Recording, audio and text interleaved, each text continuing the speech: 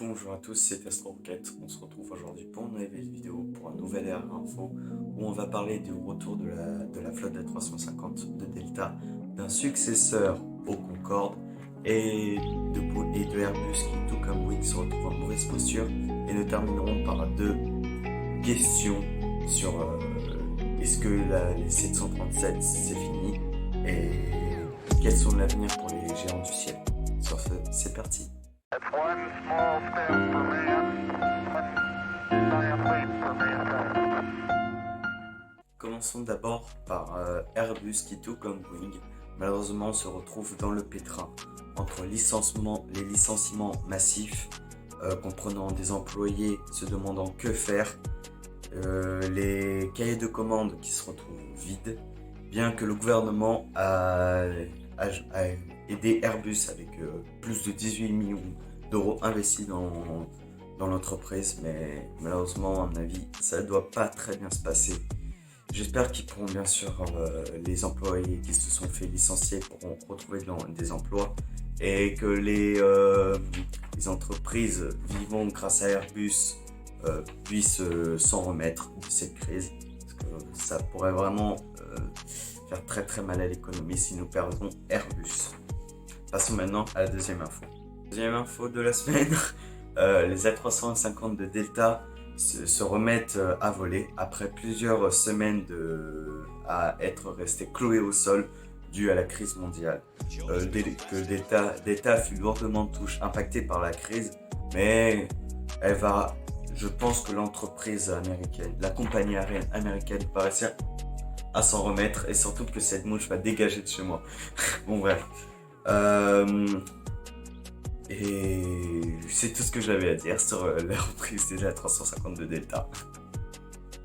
Dernière info de la vidéo, la société aérospatiale Boom vient d'annoncer que son avion supersonique, le XB-1, fera son premier vol en 2021. Boom annonce que son avion serait totalement neutre en carbone. Mais ça me paraît un peu étrange. Supersonique, neutre en carbone. Je sais pas. Je vais faire des recherches à côté sur ça. Par contre, je vois certains médias parler du fait que cet avion pourrait remplacer le Concorde. Je pense pas.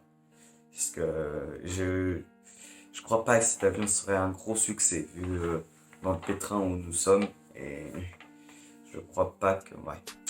Bref, passons maintenant aux questions. Et c'est le moment de la vidéo où je préfère parce que en fait, j'ai rien écrit dessus. C'est parti. Donc, passons au débat. Est-ce que les 700... Premier débat avant. Est-ce que les 737 vont être arrêtés, vont plus être produits vu que les annulations de commandes se multiplient, le coût du fait que les 737 soient interdits de voler pour l'instant a beaucoup impacté les compagnies aériennes, les commandés et beaucoup impacté Boeing. Et si le 737 devait être arrêté, par quoi serait-il remplacé? Je pense qu'il pourrait être remplacé par le projet de 797 de Boeing. Alors, pour ceux qui connaissent le 757 de Boeing, un avion qui a remplacé le 727, qui était un trimoteur, il commençait à être vieillissant. Ensuite, il a été remplacé par les 757 qui ont eu deux variantes, le 200 et le 300. Le 757 était un très très bon avion.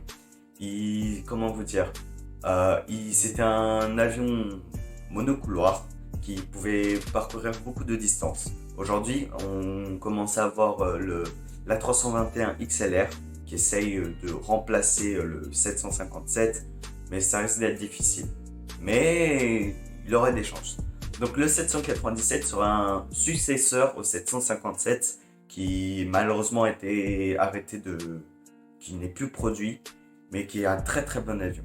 Et ce se pourrait que cet avion remplace le 737 s'il se voit d'être arrêté. Parce que malheureusement le 737, bien qu'il n'ait plus de commande, les passagers ont beaucoup peur de voler dedans.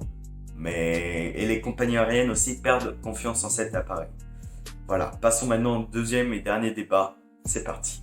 Alors, dernier débat du jour. Quels sont l'avenir des jumbo, des géants du ciel, comme le 747 et la 380.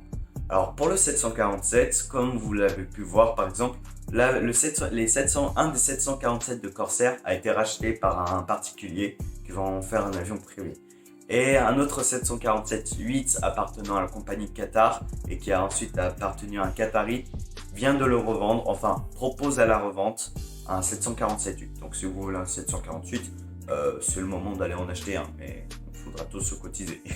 Alors, le 747, contrairement à la 380, il est beaucoup plus facile de le convertir en cargo. Avec, sa version cargo est beaucoup plus populaire que la 380 qui aurait dû en avoir une. Mais c'était assez compliqué. Mais la 380, chez une autre compagnie que j'arrive jamais à retenir le nom, cette compagnie-là a converti, a enlevé tous les sièges de l'appareil et en a fait un fretteur. Et je pense que ce sera l'avenir des géants du ciel parce que la 380 en tant que transport de cargo, c'est un très bon avion, je dirais. Il a assez de place pour transporter assez de marchandises et un peu moins, je sais pas, parce que le 747-8 il consomme un peu moins que la 380. Voilà, c'était tout. Je vous remercie d'avoir regardé ma vidéo jusqu'au bout. Et normalement, j'ai plusieurs vidéos qui sont encore en écriture. Enfin, non, aucune qui est en écriture. Mais je vais commencer à en écrire encore. Il risque d'avoir des vidéos sur la 380. Non, pas la 380, la 340, la 330. Et une vidéo surprise que je vais faire pour fêter la 10e vidéo. Voilà, c'était Astro Rocket. Je vous remercie d'avoir regardé la vidéo. Et je vous dis au revoir.